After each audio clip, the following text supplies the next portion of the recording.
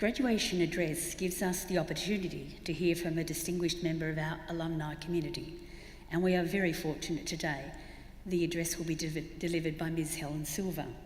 Ms. Silver is Chief General Manager, Corporate Governance and Conduct for Allianz Australia. Ms. Silver takes a lead role in promoting and advocating for gender equality and diversity, both in Allianz and in the community.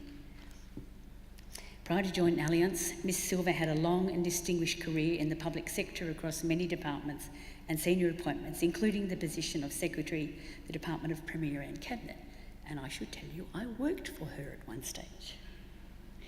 Ms. Silver was appointed Officer of the Order of Australia for a distinguished service to public administration, particularly through innovation and whole-of-government coordination, to business and commerce and to the community of Victoria. She is also a Fellow of Monash University. I now have much pleasure in inviting Ms. Helen Silver to deliver the graduation address. Thank you.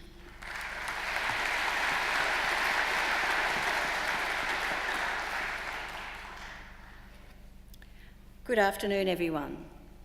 Let me first congratulate you all, the Monash School of Business Economics class of 2018, on your graduation.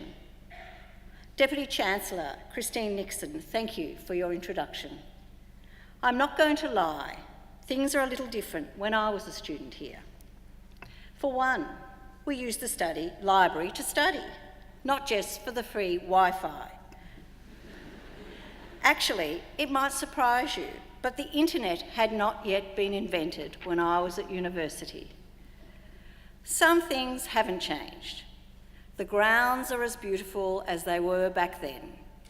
I remember sitting under the trees, pondering life and planning our many varied social calendars. It was the late 70s, and that's what we did. We had radical ideas about how we were going to change the world, and we socialised, I'm afraid, quite a lot. Everything now is on a much larger scale. The facilities, the student population. In the late 80s, when I finally graduated with my postgraduate degree, Monash just had one campus and less than 15,000 students. Now I believe there is around 5 campuses and more than 70,000 students. However, I think we're all attracted to Monash for the same reason a lot of you were. This fantastic business and economics faculty, which is one of the best in the country even today. Yes, since I graduated from Monash, a lot has changed. Unquestionably, you are part of a generation that has witnessed more economic and technical advancements than any other. And when you leave, you will no doubt bring about more change. You will be responsible for more growth and more innovation. And hopefully, some of you will contribute to policy that builds our country or your own country, or that changes the world. When I pursued economics, I did so because I saw economics as a real vehicle for change. I had some radical and possibly idealistic ideas about how I was going to change the world. I was incredibly passionate about public policy and being able to bring about positive economic change for Australians. My first call to work was in government. Since then, I have worked extensively, both in the public and in the private sector. As a business leader, I've been required to navigate what the future of the workplace will look for people like you. This means being more flexible and having better work arrangements and looking at the impact of innovation and disruption of technology. However, one of the biggest challenges we face in our increasing globalised and social networked world, and the one that has now become particularly close to my heart, is mental health. I thought for a long while about whether I should speak to you today about mental health.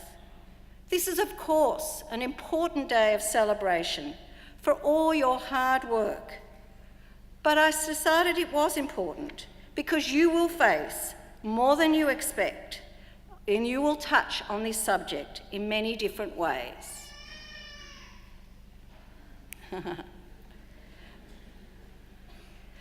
For example, in workplaces today and the future, they're going to look very different. And this means we need to consider how we might change the already complex nature of mental health in a place where you'll all do well, which is in the workplace.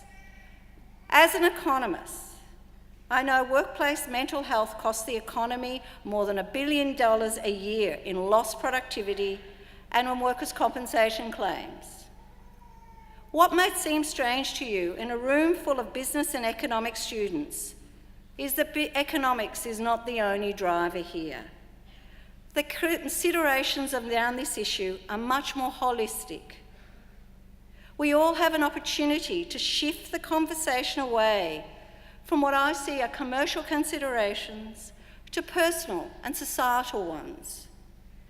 In the place I work in Allianz, we've done a lot of work and commissioned and work and research into workplace mental health.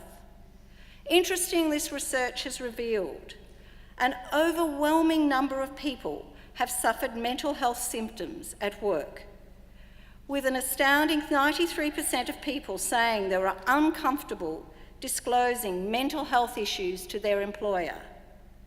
The stigma of talking about mental health to peers is also perpetuated in the workplace, with 84% of people feeling that mental health issues would not be taken as seriously as physical illness.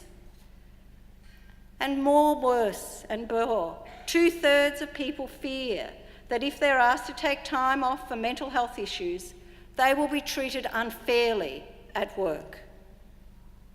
As an economist, I don't repeat these numbers lightly. This is a large group of people and a well-researched piece of work. What you all have is an opportunity to lead our business to better, more inclusive workplaces and to raise awareness of mental health issues in the workplace so we can all make real progress on this important issue. As one of the most crucial elements to helping people with mental illness is for them to receive treatment.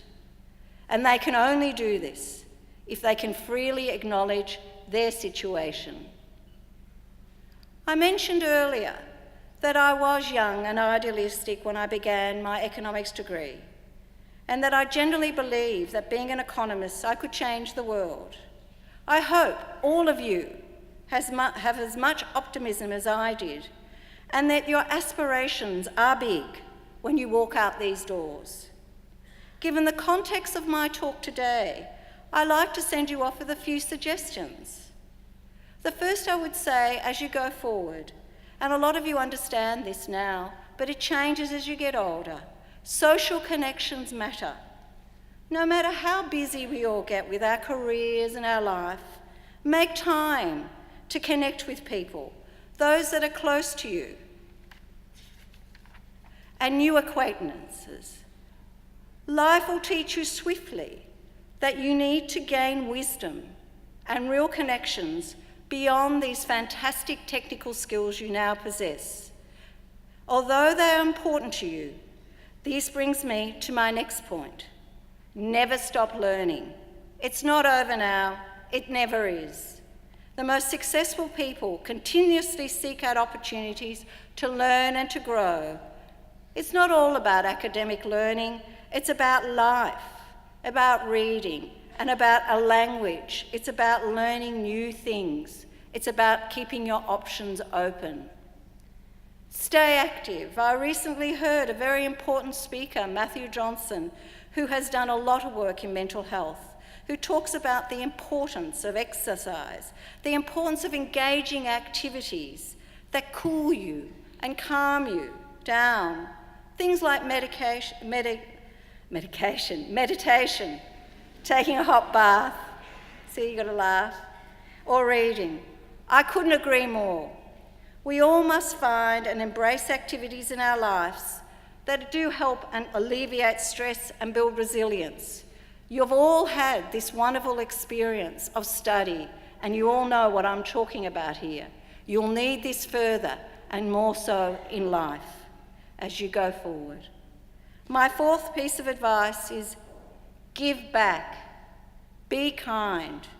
Do you know that research into actions for promoting happiness have shown that committing an act of kindness once a week over a 6-week period is associated in increased well-being. And lastly, take notice. Enjoy the moment. Enjoy this moment. Lastly, class of 2018, ignorance is not bliss, it's not a virtue. It's your turn now. Go on, experiment, ask questions, innovate, contribute to the world and contribute to building our country. Change the world, change it for good. Good luck.